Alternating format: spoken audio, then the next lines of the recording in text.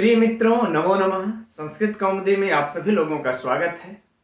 लघु सिद्धांत कौमुदी के अनुसार हम लोग अच संधि का क्रमशः अध्ययन कर रहे हैं। एलटी ग्रेड शिक्षक भर्ती के अनुसार वह अच संधि प्रकरण आज हम लोग यदि थोड़ा सा शीघ्रता से पढ़ेंगे तो समाप्त हो जाएगा, क्योंकि 9 या 10 सूत्र केवल अब बचे होंगे। और लेकिन हाँ, इन सूत्रों में आज की कक्षा बहुत ही महत्वपूर्ण होने वाली है, जिसमें कि संबुद्ध शाकल्यस्य एतावनार्से जो सूत्र है उसमें इसमें जो विष्णु इति, विष्णु इति, विष्णुविति, ये जो 3 प्रकार के जो रूप बनते हैं इसके, यह बार बार परीक्षा में पूछता है, लोग कंफ्यूज होते हैं। तो हम लोग इन सब सिद्धियों को भी आज देखेंगे। तो आप लोग बिना भगाए आज की कक्षा को बिना मिस किए हुए अध्ययन कीजिएगा।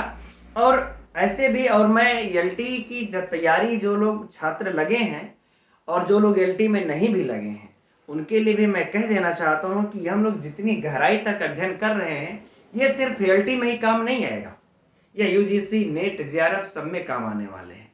और जो लोग एलटी में लगे हैं वो भर्ती, अब मैं मानता हूं थोड़ा सा विलंब है भर्ती में, लेकिन वह बिल्कुल हताश ना हो, भर्ती आएगी। अभी से तैयारी में लगे रहिए। जो चूंकि पहले से ही तैयारी में लगा रहता है वही टॉप करता है, उसी का सिलेक्शन सुनिश्चित होता है। तो आप लोग बिल्कुल ना हताश हो, लगे रहें, ठीक है। आइए हम लोग अध्ययन प्रारंभ करते हैं। चादेव सत्वे, है ना। तो देखते हैं पहले सूत्र क्या कहता है। चादेव सत्वे यह कैसा सूत्र है तो याद कर लीजिए, यह संज्ञा सूत्र है, यह परीक्षा में पूछ भी चुका है। यह कैसा सूत्र है? संज्ञा सूत्र है। अब प्रश्न उठता है कौन सी संज्ञा करता है। तो ये देखिए, चादेव सत्वे निपात संज्ञा करता है ना। यह परीक्षा में पूछा जा सकता है कि निपात संज्ञा करने वाला सूत्र है, तो ऑप्शन दे देगा तो चादेव सत्वे है, ठीक। अब लेकिन किसकी निपात करता है, अब यह भी प्रश्न उठता है। तो किसकी निपात करता है? तो देखिए, च आदि की, जहां पर देखिए यही है चादयो, यानी कि च आदि की, ठीक। अब च आदि कौन है? तो आप लोग समझ ही सकते हैं कि च आदि गण में पठित, यह जब अव्यय प्रकरण देखेंगे लघु सिद्धांत कौमुदी का तो इसमें सारे वर्ण दिए हुए हैं। च आदि गण में पठित जितने भी शब्द हैं वो सब चादि हो गए।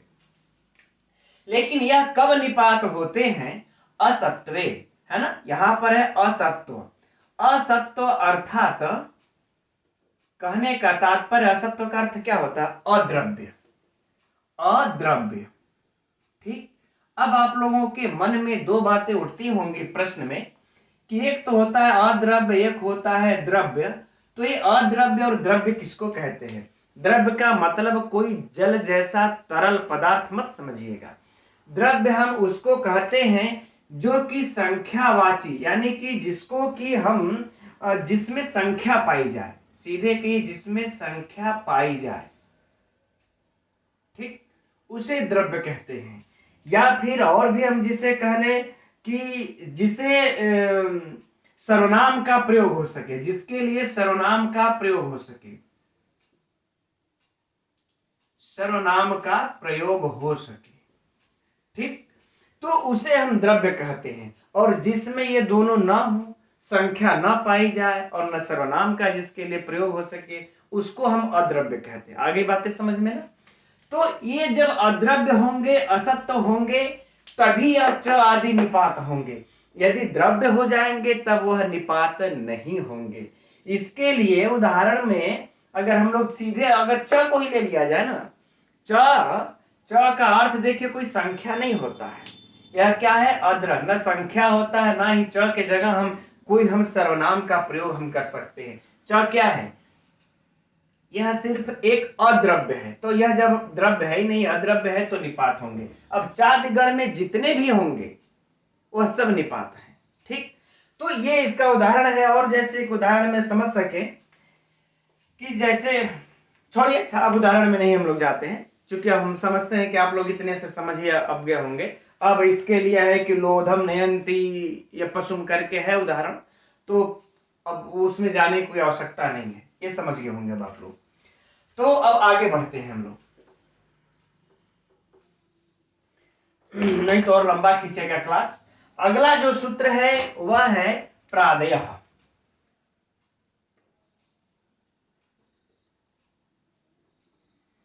प्रादयः। अब यह क्या करता है, यह भी देखिए, यह भी बहुत ही ये सब महत्वपूर्ण सूत्र है मित्रों। परीक्षा की दृष्टि से देखे चाहे ऐसे भी यह बार बार परीक्षाओं में पूछा जाता है। तो यह सूत्र कैसा है, देखिए यह सूत्र भी संज्ञा सूत्र है, यह भी क्या है, संज्ञा सूत्र है। यह भी संज्ञा करता है, किसकी कौन सी संज्ञा करता है, यह भी निपात संज्ञा करता है। आगे बातें समझ में ना, यह भी निपात संज्ञक सूत्र है, लेकिन किसकी निपात संज्ञा करता है, तो कहते हैं कि प्र आदि की, प्र आदि की, है ना, यह भी निपात संज्ञा करता है लेकिन प्र आदि की। अब देखिए हम लोग प्रादिगण की पीछे सूत्र संख्या लघु सिद्धांत कौमुदी में जो 35 पर दिया हुआ उस पर चर्चा कर चुके हैं कि प्र आदि उपसर्ग होते हैं। प्र आदि क्या होते हैं, उपसर्ग होते हैं, इनकी संख्या 22 होती है, हम लोग अध्ययन कर चुके हैं 22 होती है। तो लेकिन यहां पर यह प्रादेय जो है प्र आदि की निपात संज्ञा करता है। अब असत्वे की यहां से अनुवृत्ति ले लेंगे तो क्या हो जाएगा, असत्व, यानी कि अद्रव्य होने पर, अद्रव्यवाची होने पर, ठीक है ना। आगे बातें समझ में। तो ये जो यह भी सूत्र प्र आदि जो 22 हम लोग उपसर्ग जो वहां पढ़े तो उपसर्ग संज्ञा होती है जब क्रिया के योग में आते हैं, तब वहां पर हम लोग क्या पढ़े थे कि यही प्र आदि की उपसर्ग संज्ञा हो जाती है उपसर्गा क्रिया योगे, जब वह क्रिया के योग में आते हैं। लेकिन यहां पर प्र आदि की देखिए निपात संज्ञा हो रही है, कब, अद्रव्यवाची जब होंगे तब। आगे बातें समझ में। तो ये यहां पर निपात संज्ञा, वहां पर उपसर्ग संज्ञा है, इन दोनों का आप लोग डिफरेंट ध्यान में रखे रहिएगा। अब अगर हम लोग इसकी व्याख्या में जाएंगे तो मित्र और भी नीचे व्याख्या है क्या इन दोनों, तो हम लोग उसमें जाएंगे नहीं, छोड़ दीजिए उसको। अब ये दोनों सूत्र हम लोगों को समझ में आ गया होगा अब तक कि ये दोनों सूत्र निपात संज्ञा करते हैं, एक च आदि गण का करता है, एक प्र आदि की करता है, राइट। अब हम लोग आगे बढ़ते हैं अगले सूत्र की तरफ। अगला सूत्र है निपात का जनांग।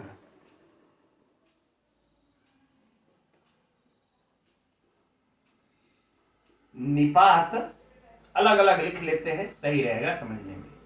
निपात एका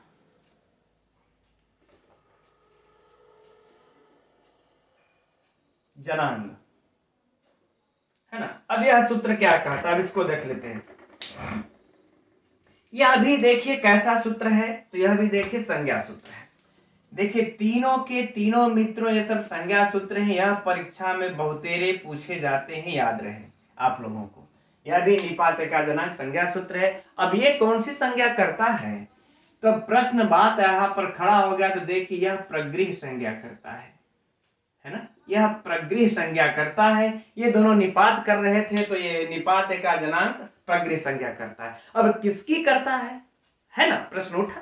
तो देखिए ये जो दोनों सूत्र जिसकी जिसकी निपात संज्ञा किए थे, उन्हीं निपातों की ये प्रगृह संज्ञा कर देगा, उन्हीं निपातों की ये प्रगृह संज्ञा कर देगा, लेकिन कुछ कंडीशन रख करके प्रगृह संज्ञा कर रहा है। अब क्या कंडीशन रखा है, कह रहा है कि निपात तो निपात संज्ञा होगा ही, एक अच अनांग, है ना। अब इसको हम लोग सीधे सीधे इस तरह से पढ़ लेते हैं। देखिए लिखा है एक अच और उसके बाद अनांग, अनांग। अनांग का अर्थ हुआ कि अंग को छोड़ करके, अंग को छोड़ करके, अरे अंग को छोड़ करके, तो यानी कि अनांग यानी अंग को छोड़ करके। और यहां पर देखिए एक अच हो गया, यानी एक अच कहने का मतलब जैसे अ जिसमें इकट्ठ अच हो, दू न अच हो। जैसे मान लेते हैं कि एक अच कहने का मतलब जैसे इसमें देखिए दू ठो है ना, हालांकि यह भी जब अंग का जब हो जाता है हलंत्यम से लोग, तो यह भी बच जाता है, तो एक ही अच बचता है इसमें भी। तो इसीलिए तो कहे ना कि एक अच की प्रगृह संज्ञा होगी, लेकिन आंग को छोड़ करके, आंग को छोड़ दो भाई, नहीं तो अब जरा देखिए, अब अंग का हलंत्यम से लोप तो सब में हो जाता, अब इसमें कट हो बचा, एक ही ना बचा। तो इसलिए कह दिए कि आंग को छोड़ करके बाकी इन दोनों में जितने में भी अगर एक अच आ जाते हैं, सिर्फ एक अच हो, उनकी निपात संज्ञा होगी। बस यही कंडीशन रखा। आगे बातें समझ में।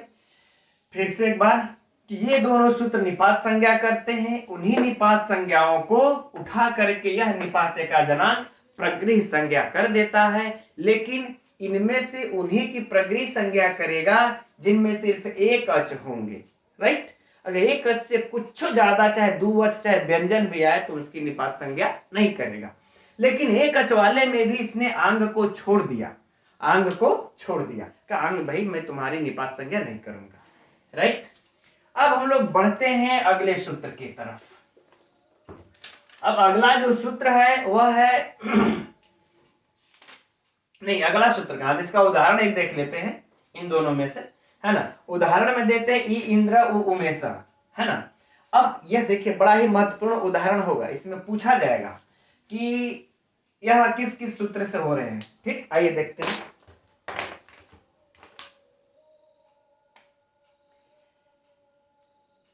अच्छा, ई इंद्र, है ना, ई आ गया। ठीक, अब यहां पर जब ई इंद्र शब्द आ गया, ठीक है ना, तो अब जरा देखिए यहां पर, अब यहां पर ई की, पहले देखिए ई की कौन सी संज्ञा होगी, तो ई की हमें हम लोग यहां पर क्रमशः दो सूत्र लगाएंगे। एक तो हम लोग 4 देव 17वें लगाएंगे, इस 4 देव 17वें से इसकी निपात संज्ञा होती है। फिर इस की, क्योंकि यह चादि गण में पठित है इसलिए इसकी निपात संज्ञा हो गई। अब इसके बाद अब प्रादेय आता है, अरे प्रादेय छोड़ देते हैं। जब इसकी निपात संज्ञा हो जाती है तो फिर निपाते का जनांग लग जाता है, इस निपाते का जनांग से यह प्रगृह संज्ञक हो जाता है। तो इसकी कौन सी संज्ञा हो जाती है, प्रगृह संज्ञा। आगे बातें समझ में ना। और जैसे ही इसकी प्रगृह संज्ञा हो जाती है वैसे ही हम लोगों का सूत्र आ जाता है, कौन सा, प्लुत प्रगृह अचि नित्यम। प्लुत प्रगृह या अचि नित्यम क्या कहता है, प्लुत या प्रगृह के बाद, यह सूत्र ही कहता है ना, हम लोग अध्ययन कर चुके हैं कि प्लुत हो चाहे प्रगृह हो, प्लुत हो चाहे प्रगृह हो, इसके बाद अगर कोई अच आ जाता है तो क्या हो जाता है, फिर यह प्रगृह हो जाता है। क्या हो जाता है, अरे प्रकृति भाव हो जाता है। क्या हो जाता है, प्रकृति भाव। तो अब यहां पर यह सूत्र आकर के तुरंत काम कर जाएगा, क्योंकि ई की प्रगृह संज्ञा हो चुकी है। तो जब प्रकृति भाव हो जाएगा तो क्या रह जाएगा, ई इंद्र, सेम यही रह जाएगा, इसमें कोई संधि होगी ही नहीं। जबकि यहां पर हमको संधि प्राप्त थी कौन सी, ई धन ई बराबर अकसवर्णे दीर्घ, अकसवर्णे दीर्घ से यहां दीर्घ प्राप्त था, लेकिन प्लुत प्रगृह अचि नित्यम आकर के इसका बाध कर देता है। और बाध कर देने के बाद क्या रह जाएगा, ई इंद्र, ओह इंद्र, ओह इंद्र, ये रह गया। ठीक, अब इसमें से जो आप लोगों से प्रश्न यदि पूछा जाएगा, अब देखिए प्रश्न कैसे पूछा जा रहा है कि ई की, परीक्षा का प्रश्न, ई की यहां पर उदाहरण देकर के ये पूछेगा, ई की जो है कि निपात संज्ञा किस सूत्र से हुई, निपात संज्ञा किस सूत्र से हुई, तो चादयो सत्वे से हुई, है ना, चादयो सत्वे से हो गई। आई बातें समझ में ना। फिर पूछेगा कि ई की प्रगृह संज्ञा किस सूत्र से हुई, प्रगृह संज्ञा किस सूत्र से हुई, तो प्रगृह संज्ञा निपात एका जनांग से हुई है ना, निपात एका जनांग, क्योंकि इसमें एक ही अच है ना, ई में दो अच तो है, तो इससे प्रगृह संज्ञा हुई। अब बात एक और प्रश्न पूछेगा कि ई इंद्र में किस सूत्र से प्रकृति भाव हुआ है इसमें, तो आप लोग इसमें किस सूत्र से प्रकृति भाव हुआ है क्या लिखेंगे मित्रों, प्लुत प्रगृह अचि नित्यम, है ना, प्लुत प्रगृह या अचि नित्यम, ये सूत्र से हुई है। राइट। तो ये 3 प्रश्नों को छोड़ करके मैं आप लोगों को दावे के साथ कह सकता हूं इसमें से कोई चौथा प्रश्न बनेगा ही नहीं। क्या पूछेंगे फिर आप? अगर इस तरह से अध्ययन कर लिया, कोई एलटी में आप बैठिए, चाहे आप यूजीसी नेट जेआरएफ किसी में भी बैठिए, है कि नहीं, क्या अब इससे ज्यादा पूछने वाला है? अब इसका जो दूसरा उदाहरण है वो उमेश है ना, उमेश अर्थात उमा के पति, उमा के स्वामी, तो सेम उसका भी यही अर्थ होगा, वो उमेश। ठीक, ऊधन उमेश कर देते हैं, सेम वही चीज। एक अच होने के पहले ऊ का चादेव सत्वे से निपात संज्ञा, फिर निपात संज्ञा जैसे हो जाएगी तो एक अच है तो एक अच वाले निपात की यह प्रगृह संज्ञा कर देगा।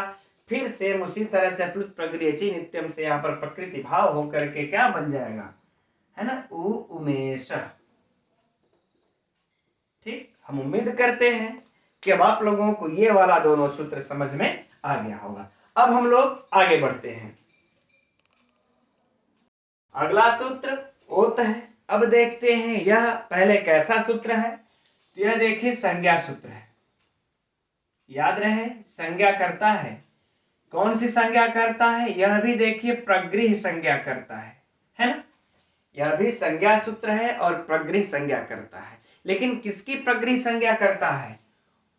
ओ जिसके अंत में हो, ओ जिसके अंत में हो, ओकार अंत वाले निपात की, ओकार अंत वाले निपात की प्रगृह संज्ञा करता है।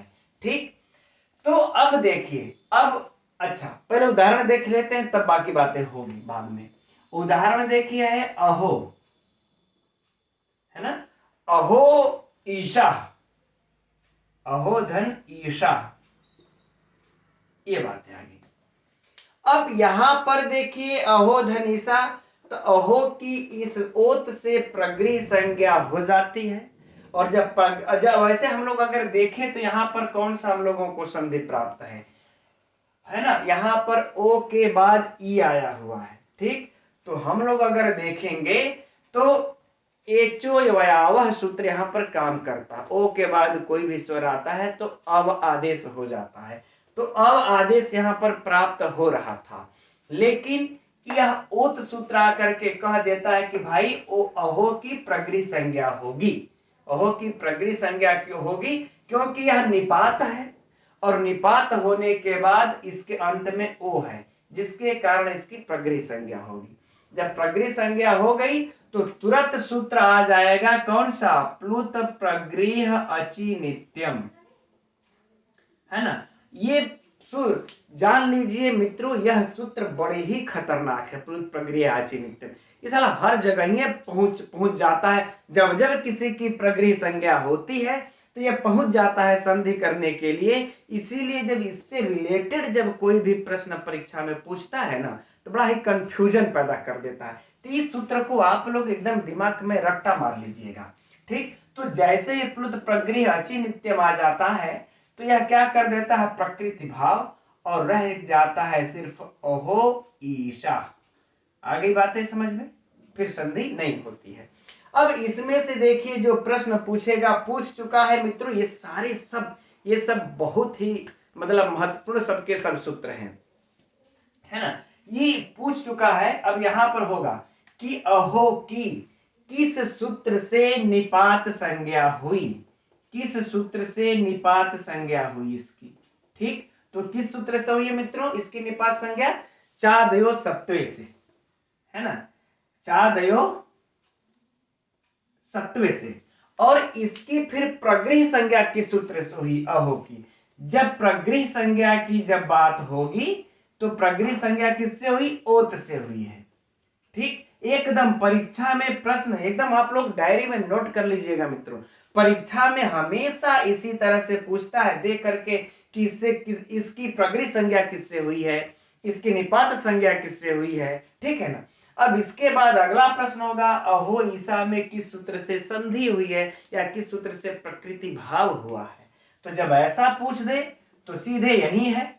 ठीक, प्लुत प्रगृह अचि नित्यम, प्लुत प्रगृह अचि नित्यम, इसी सूत्र से इसकी। तो ये 3 प्रकार के सूत्र इसमें लग जाते हैं, 2 संज्ञा करते हैं, 1 संधि करता है। तो ये तीनों को हम लोगों को याद रखना है। अब प्रश्न दिमाग में ये उठेगा, कि ये जब इसकी निपात संज्ञा हो ही गई तो जो निपात एका जनांग जो सूत्र था अभी हम लोगों ने पढ़ा था, निपात एका जनांग, तो फिर इसी से इसकी क्यों नहीं हो गई प्रकृति मतलब प्रगृह संज्ञा? इसके लिए वो अलग से कहना पड़ा। तो कह रहे वो इसलिए कहना पड़ा क्योंकि यह एक अच की ही प्रगृह संज्ञा करता है निपात का जनांग।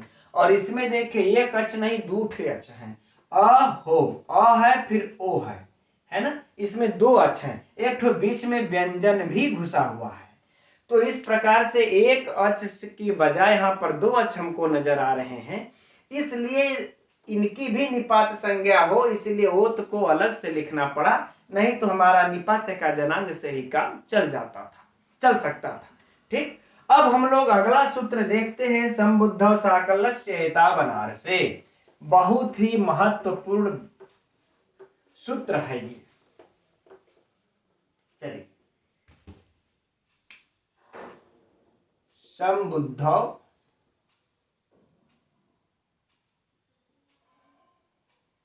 साकल्यस्य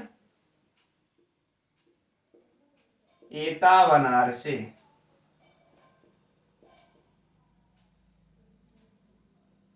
ठीक, अब देखते हैं यह सूत्र कैसा सूत्र है ना। यह सूत्र भी देखिए संज्ञा सूत्र है। यह सूत्र भी क्या करता है? संज्ञा सूत्र है। ये सब संज्ञा सूत्र है, इसमें पीछा नहीं छूटने वाला है भाइयों। अब संज्ञा सूत्र है, अब कौन सी संज्ञा करता है? प्रगृह संज्ञा करता है यह भी। यानी कि जब जब ये सूत्र भी जब प्रगृह संज्ञा किया तो मान कर चलिए अभी हमारा प्लुत प्रगृह या अचि नित्यम से पीछा छूटने वाला नहीं है, तो यह भी प्रगृह संज्ञा अब कर दिया। लेकिन किसकी कर रहा है? विकल्प से करता है ये। अब विकल्प तो इसमें चर्चा नहीं है, लेकिन आइए समझते हैं पहले। कहे संबुद्धौ, संबुद्धौ मतलब होता है संबोधन में। क्या? संबुद्धि निमित्तिक ओकार की, यानी कि संबोधन हो। कंडीशन देख लीजिएगा ध्यान से, संबोधन हो, इसके बाद ओकार हो। क्या हो? ओकार हो।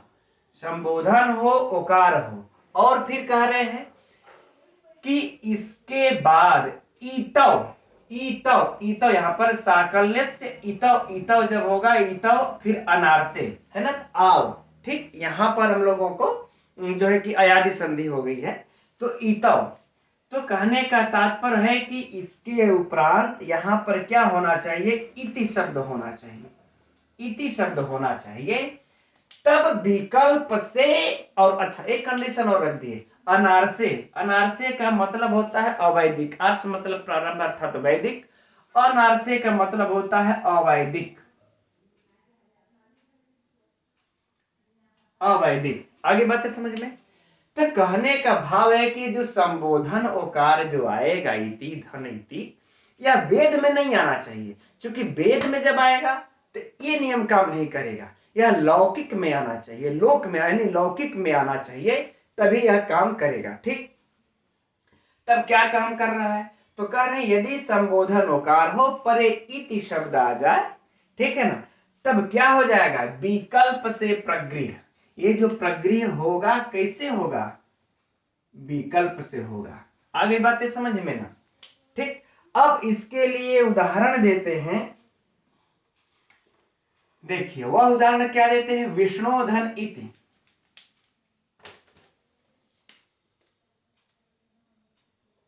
उदाहरण को अब देखिएगा, बहुत ही महत्वपूर्ण ये उदाहरण है, बहुत ही महत्वपूर्ण यह सूत्र भी है मित्रों। ठीक, विष्णोधन इति। अब विष्णु देखिए संबोधन है, एक वचन है संबोधन, इसके बाद देखिए इति आ गया, और यह वैदिक नहीं बल्कि अवैदिक है, लौकिक है। ठीक, लौकिक है, तो ये आकर के एक बार विकल्प से इसकी प्रगृह संज्ञा कर देगा। और जब कौन? ये संबुद्धौ साकल्य सेता बनारसे।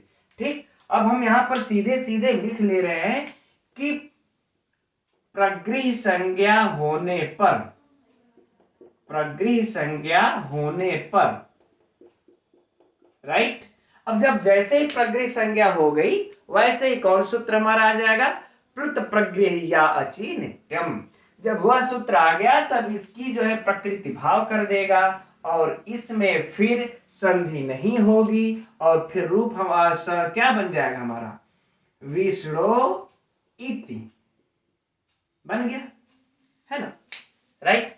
अब अच्छा, अब इसी से पहले हम लोग समझ लेते हैं विष्णु इति में कि विष्णु की किस सूत्र से जो है प्रगृह संज्ञा हुई है।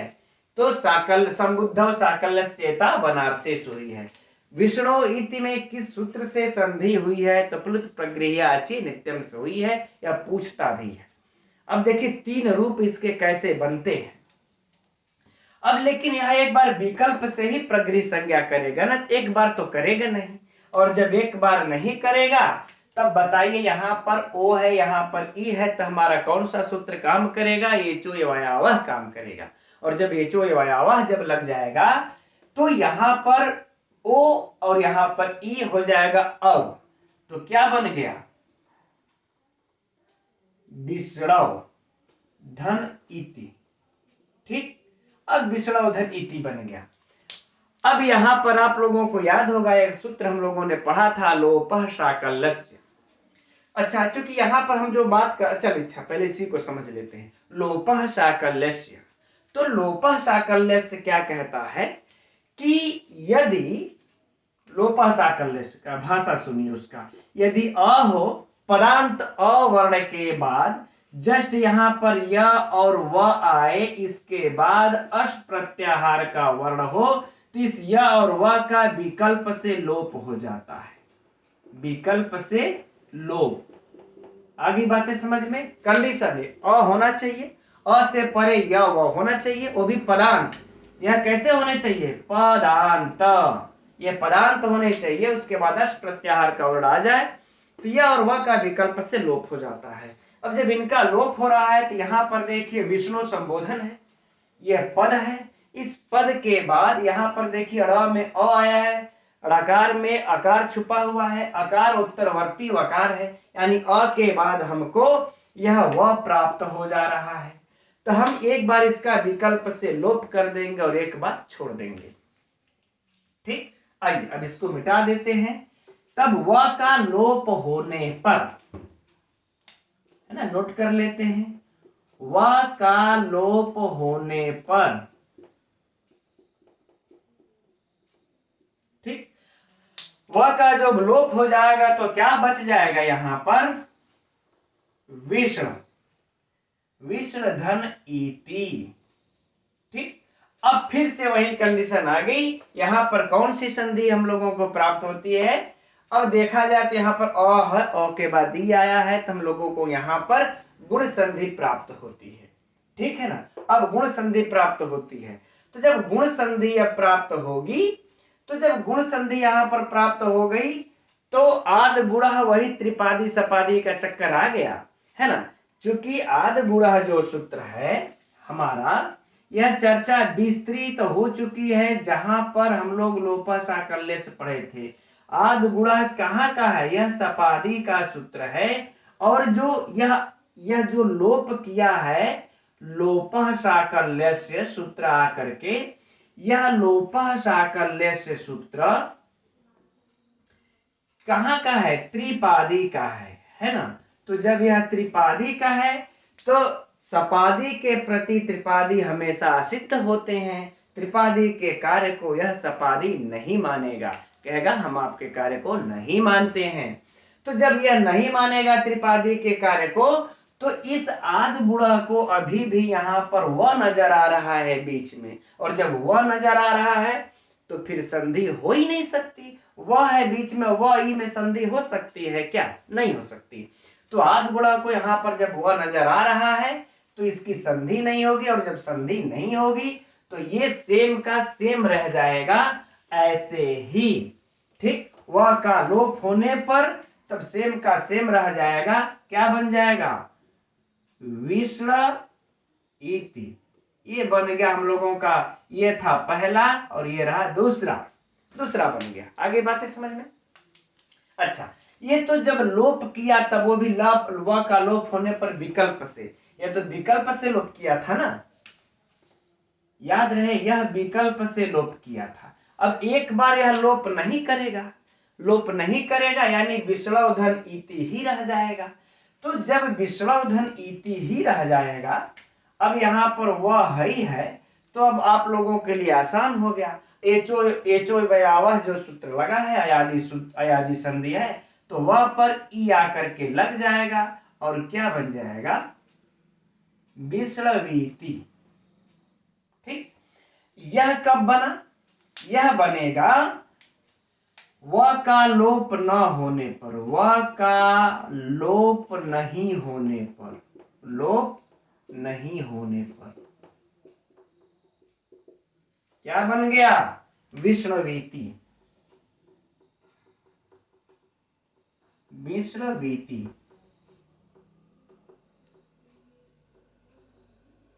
तो ये देखिए रहा तीसरा।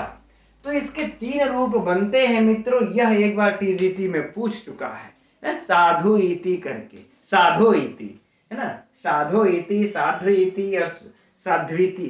तो वो तो क्वेश्चन ही थोड़ा सा उसको पूछनी नहीं आया, वो तो मान लेते हैं डिफॉल्टर निकल गया, कोई बात नहीं है उसका, लेकिन इससे संबंधित प्रश्न पूछ चुका है तीनों। अब अच्छा, अब परीक्षा में और भी जैसे प्रश्न है, अगर इस तरह से तीनों दे दिया तो प्रयुक्त तीनों सही है, इस निम्न में से कौन सही है, तो प्रयुक्त तीनों सही है, चौथा ऑप्शन रहेगा।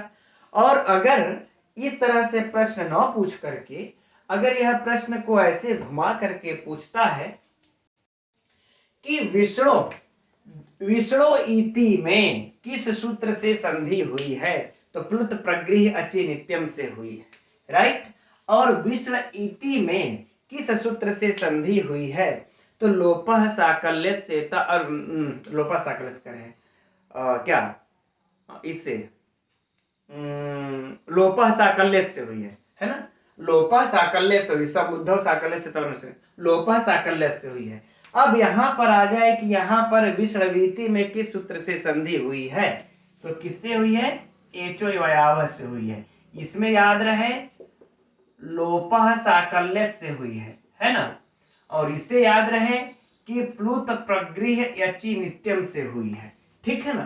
तो ये 3 बातें हैं मित्रों, हम लोगों को तीनों याद रखना होगा, ठीक। अब इसमें बाकी विष्णु की संज्ञा ये तो हो गया, ये हो गया, ठीक। तो ये देखिए शाकल्य मुनि का मत है, ये किसका मत है, शाकल्य मुनि का। ये पाणिनि के मत में बिल्कुल भी नहीं ये वाला नियम लागू होता है, लेकिन ये शाकल्य मुनि का मत है। तो हम लोगों को पाणिनि के भी मत ग्राह्य है, शाकल्य के भी हैं, और भी जितने मुनि है सबके मत हम लोगों को ग्राह्य है, इसलिए ये सूत्र विकल्प से प्रगृह संज्ञा करता है। अब तो हम समझते हैं आप लोगों को ये विष्णु इति और विष्णवीति ये तीनों की सिद्धियां, और इन तीनों से प्रश्न आएगा तो परीक्षा में आप लोगों से गलत नहीं होना चाहिए, और समझ में भी आ गया होगा। अब हम लोग आगे बढ़ते हैं अगले सूत्र की तरफ। अब अगला सूत्र मित्रों है मय उयो वो वाह। अब यह सूत्र क्या कहता है, यह सूत्र कैसा है, तो देखिए यह सूत्र विधि सूत्र है। किसका विधान करता है, वह का विधान करता है, वह भी विकल्प से, वह भी कैसे, विकल्प से वह का विधान कर लेता है। लेकिन किस कंडीशन में वह का कहां पर करता है, तो सूत्र में चलते हैं। तो सूत्र कहता है कि मय के बाद यदि मय प्रत्याहार से परे उई आ जाए, निपात उई निपात आ जाए, इसके परे यदि आपका कोई अच आ जाता है, तो उस उई को यानी वह, तब इसको वह विकल्प से आदेश कर देता है ना। एक बार आदेश करेगा, एक बार आदेश नहीं करेगा। तो आदेश करा करके पहले इसको देख लेते हैं। किम धन उई धन उक्तम। अब यहां पर उई का, इया का तो आप लोग जानते हैं, हलंत्यमसित संज्ञा, तस्य लोपः से लोप। अब यहां पर उई ऊ के जगह क्या हो जाएगा, वह आदेश। तो वह आदेश हुआ तो क्या बन जाएगा इसका, नीचे लिख लेते हैं साफ साफ, किम धन व धन उक्तम, ठीक बन गया। अब वह पर ऊ आके लग जाएगा, हो जाएगा किम उक्तम, राइट, ये बन गया। लेकिन ये विकल्प से वह आदेश करता है, एक बार यह वह आदेश नहीं करेगा। तो जब वह आदेश नहीं करेगा तब क्या होगा? ठीक, तो जब वह आदेश नहीं करता है तो ये यही रह जाएगा, किम उ उक्तम से यही रह जाएगा। और जब यही रह जाएगा तब अब इसका क्या करना होगा? तो वो तो इसमें चला जाएगा ना, तो क्या हो जाएगा? किमु, किमु। ठीक, लेकिन यहां पर उ देखिए निपात संज्ञा है, इसकी निपात संज्ञा हो चुकी, चूंकि पहले बोले हैं कि निपात हुई कि विकल्प से वह आदेश हो, तो ये निपात है। और जैसे ही निपात होता है तब एका जना निपात एका जनांग सूत्र आ जाता है। वह कह देता भैया अगर इसमें एक अच होगा तो उसकी हम प्रगृही संज्ञा कर देंगे। तो इसकी प्रगृही संज्ञा हो गई वो की, और जब वो की प्रगृही संज्ञा हो गई तो तुरंत प्लुत प्रगृही अचिनित्यम आ गया। प्लुत प्रगृही अचिनित्यम कह दिया गया। जब प्रगृही संज्ञा हो गई तो हम तो संधि होने नहीं देंगे, हम तो प्रकृति भाव कर देंगे। तो प्रकृति भाव कर देंगे तो किमु और उक्तम, यह दो बन जाएगा। आगे बातें समझ में, ये दो रूप किमु और उक्तम, ये प्रकृति भाव हुआ है ना। प्लुत प्रगृही चिंत्यम से इसमें संधि हुई है, और एक किमु उक्तम बन जाएगा। ये दो रूप इसके सिद्ध हो जाएंगे। ठीक,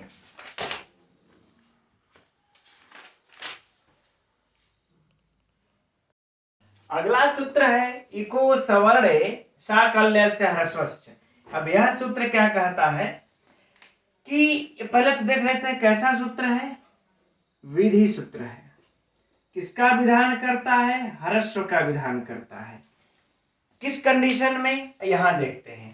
तो कहते हैं कि पदांत इक होना चाहिए, पदांत इक, इको असवर्णे, इसके बाद असवर्ण आ जाए। क्या है?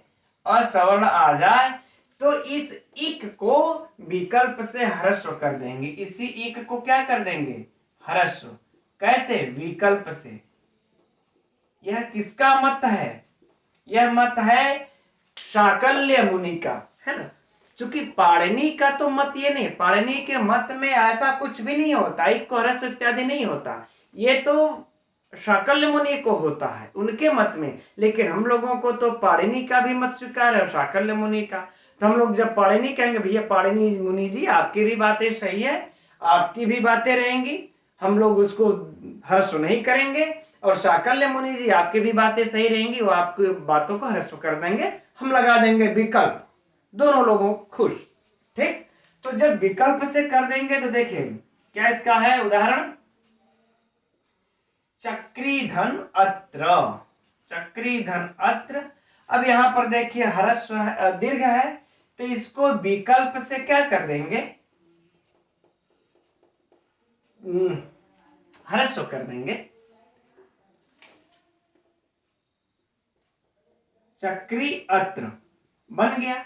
अब एक बार इसको हम लोग ह्रस्व नहीं करेंगे। जब ह्रस्व नहीं करेंगे तो यहाँ पर ई के बाद है तो कौन सा संधि प्राप्त हो जाएगी? इको अड़चि। जब इको अड़चि प्राप्त हो जाएगी तो इसके ई को यह हो जाएगा, और यहाँ पर सिद्ध क्या हो जाएगा? चक्रयत्र, है ना, चक्रयत्र, ये सिद्ध हो जाएगा। दो रूप हमको सिद्ध हो गए। तो अब आप लोगों के दिमाग में ये बातें जरूर उठती होंगी यार कि हम चक्रीयत्र भी करके तो भी चक्रयत्र हो सकता था, यानी ह्रस्व रहे चाहे दीर्घ रहे दोनों बतिया पर तो चक्रयत्र बनेगा, इसको भी चक्रयत्र बनेगा। तो ऐसा देखिए नहीं है। यदि चक्रयत्र बनता तो फिर शाकल्य मुनि ह्रस्व क्यों करते? ह्रस्व नहीं करते। ये चक्रीयत्र यानी प्रकृति भाव ही रह जाएगा। इसी उद्देश्य से इन्होंने दीर्घ को ह्रस्व किया, है ना, कि ताकि फिर ये संधि न हो पाए। तो ये रहा। ठीक, अगला सूत्र है अब अचोरहाभ्याम द्वे। तो आइए देखते हैं यह कैसा सूत्र है मित्रों। विधि सूत्र है। किसका विधान करता है? द्वित्व का विधान करता है। याद रहे यह एक बार परीक्षा में पूछ चुका है। द्वित्व का, वो भी विकल्प से विधान करता है ना, विकल्प से विधान करता है। अब कब करता है? अब आइए इसका कंडीशन को देखते हैं। तो कहता है कि देखिए पहले अच हो, अच के बाद या तो र हो या तो फिर ह हो, र हो या ह हो, इसके बाद यर आना चाहिए, है ना। तो इसी यर को द्वित्व कर देगा, इसी यर को द्वित्व कर देगा विकल्प से। ठीक, इसी यर को द्वित्व कर देगा विकल्प से। अब आइए देखते हैं उदाहरण। उदाहरण में देखिए दिया हुआ है गौरी धन औ। गौरी धन औ, तो यहां पर कौन सी संधि है, कौन सा सूत्र लग जाएगा, इको यड़ची यड़ संधि है, तो क्या हो जाएगा ई को य, तो गौ र य धन औ हो गया ना। अब देखिए जो यहां पर, अब देखिए ये कंडीशन पूरा हुआ कि नहीं, अच है र है फिर यर है, तो देखिए ग में औ यच है फिर र है फिर य है, यर प्रत्याहार का वर्ण है, कंडीशन पूरा। अब यह को द्वित्व हो जाएगा, द्वित्व हो जाने का मतलब गौ र फिर य, इस तरह से धन औ। अब जब हम इसको मिला देंगे तो क्या बन जाएगा, गौ र यर ये बन जाएगा गौर्य। क्या बन जाएगा, ये र यहां से हट जाएगा तब ना, ये र ऊपर चला जाएगा, गौर्य। थोड़ा सा अच्छे से लिख लेते हैं, गौर्य,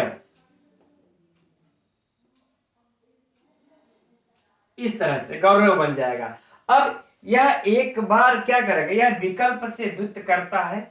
अब यह एक बार द्वित्व नहीं करेगा, और जब द्वित्व नहीं करेगा सेम इतना ही रह जाएगा, तब क्या बन जाएगा,